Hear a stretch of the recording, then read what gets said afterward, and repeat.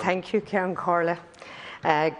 Just to ask you, Taoiseach, a very quick question with a yes or no answer. Do you understand the difference between Lolo and Ro-Ro freight? Yes or no? You do? Okay. Well, if you do, then you won't be, as part of government, endorsing the IMDO's report or review that was carried out by the Department of Transport. Because if you understand it, and my 30 years in logistics management and my experience, let me just explain what logistics management means, Taoiseach. It's the part of the supply chain that plans, controls and implements efficient, effective flow of goods and services from the point of origin to the point of consumption to meet the customer's requirements. That is not contained within the IMDO document. It's called the Irish Maritime Development Office. There is no development, Ceann Corla, within this review. None. So what we are doing in trying to replace an efficient, effective route, which is the Lambridge currently, at 13.5 hours, for 150,000 freight movements per year, the IMDO didn't feel the need to talk to the people who operate the trucks, the Irish Road Haulage Association, no part within this review.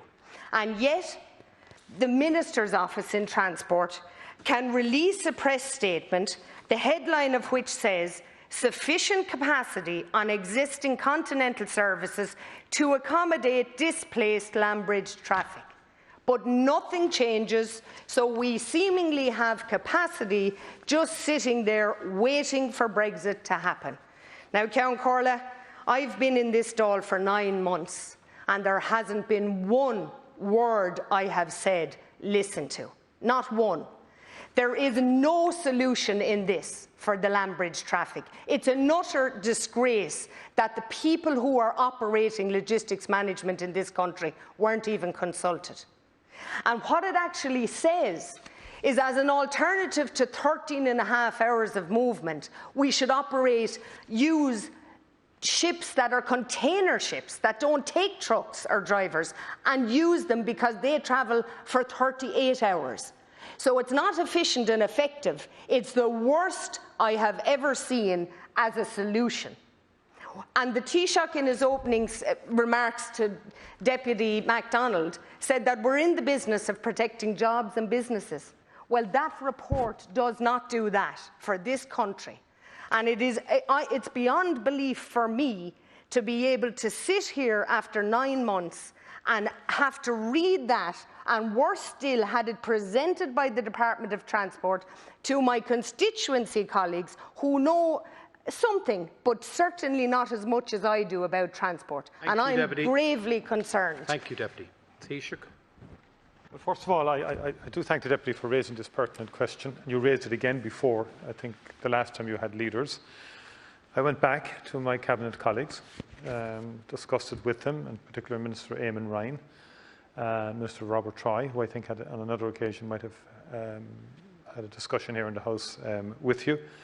And at the Cabinet Subcommittee, which can't be discussing the confidentiality of the Cabinet Subcommittee, but this issue was raised and has been raised outside of government and generally across government ministers.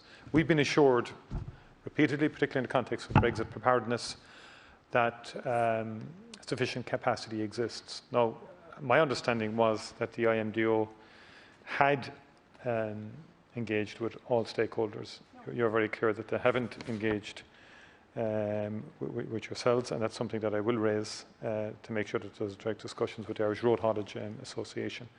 I think that should. Well, it's never too late. It's never too late. And Minister Ryan, Minister Naughton spoke as well, and have been very clear in the messaging to businesses to act now and to trial direct services to continental ports. And the IMDO analysis is informing government policy on this, and also because issues have been raised, because I'm anxious to make sure that no stone is left unturned and that all potential eventualities are catered for. and that any eventualities, for example, there could be significant difficulties in the land bridge, even if you have a normal Brexit. When I say normal Brexit as opposed to a no-deal Brexit, there will be issues. There will be a lot more on customs declarations, there will be a lot more administration, there's a lot of issues there. The IMDO are saying there's enough capacity on direct routes to continental Europe to take all of the current traffic from Ireland to continental Europe travelling via the GB land bridge.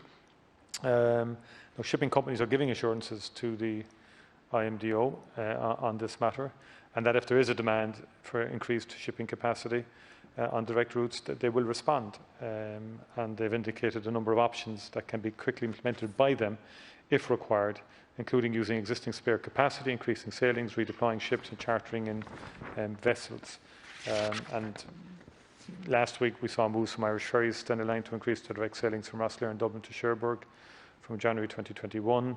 And the government, department and agencies have been saying and have initiated a communications campaign to the sector, act now, prepare to switch, to encourage importers and exporters to focus on the direct route option now.